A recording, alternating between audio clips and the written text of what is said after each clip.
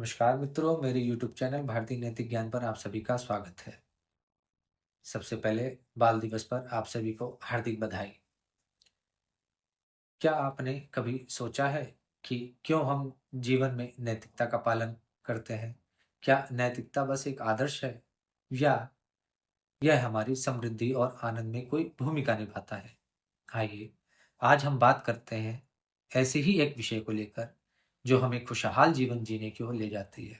आज का विषय है दैनिक जीवन में नैतिकता का महत्व। यानी आज हम आपको बताते हैं कि किस प्रकार नैतिकता हमारे जीवन में सकारात्मकता ला सकती है और एक संतुलित और खुशहाल जीवन बना सकती है। साथ ही छात्रों, युवाओं और व्यवसायियों के दृष्टिकोण से भी समझेंगे कि नैतिकता का क्या महत्व है। नैतिकता शिक्षा बाल अवस्था की सबसे उत्तम अवस्था होती है, क्योंकि इसी उम्र में नैतिकता की नींव रखी जाती है जो उनके भविष्य को आकार देती है। यहाँ छात्रों के लिए नैतिकता के कुछ व्यवहारिक पहलू आप सभी को बताता हूँ। सबसे पहले है, बच्चों को ईमानदारी की शिक्षा देनी चाहिए।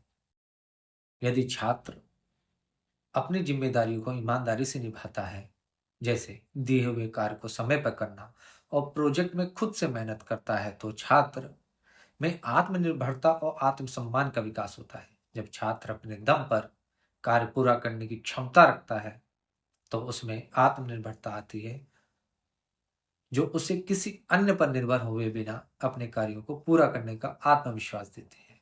साथ ही अपने प्रयासों और परिश्रम से सफलता प्राप्त करने पर उसे अपने आप पर गर्व भी होता है, जिससे उसके आत्मसम्मान में वृद्धि होती है।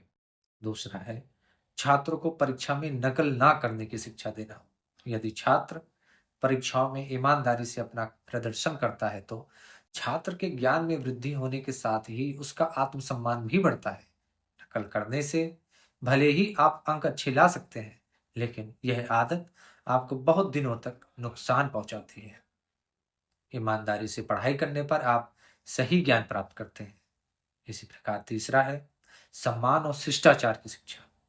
शिक्षकों और सहपाठियों का सम्मान करना, कक्षा में शांति बनाए रखना, शिक्षक की बातों को ध्यान से सुनना और सहपाठियों से उचित व्यवहार करना नैतिकता के प्रमुख पहलू हैं। इससे न केवल कक्षा का माहौल अच्छा होता है, बल्कि दूसरों के प्रति आदर भाव भी विकसित होता है। हर व्यक्ति सोच और पृष्ठभूमि अलग हो सकती है। किसी की राय या स्थिति पर आलोचना करने के बजाय उसकी भिन्नता का सम्मान करना सीखें। इससे आप सहनशील और खुले विचारों के व्यक्ति बनेंगे।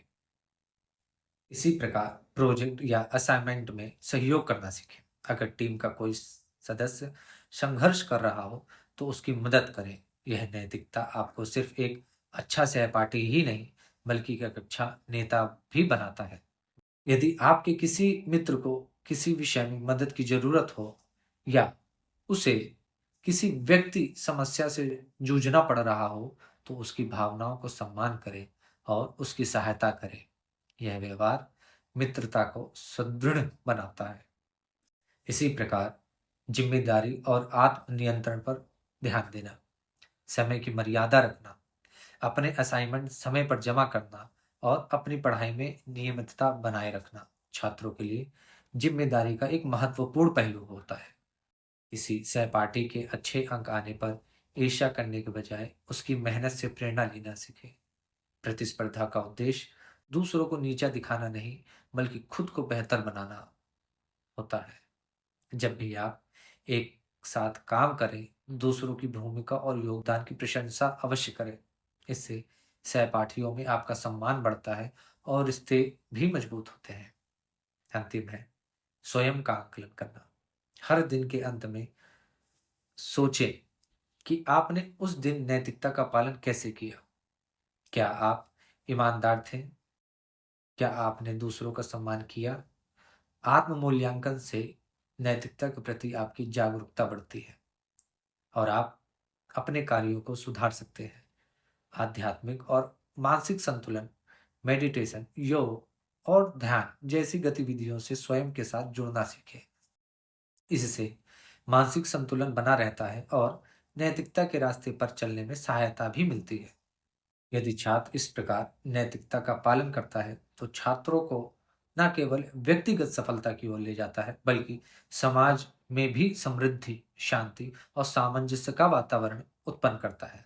एक नैतिक और जिम्मेदार छात्र अंततः एक नैतिक और जिम्मेदार नागरिक बनता है जो समाज को प्रगति के पथ पर आगे बढ़ाने में योगदान देता है। इस विषय से संबंधित आगे के वीडियो में युवाओं और व्यवसायियों पर जीवन के सच्चे मूल्यों के मार्गदर्शन पर अपनी बात रखूंगा।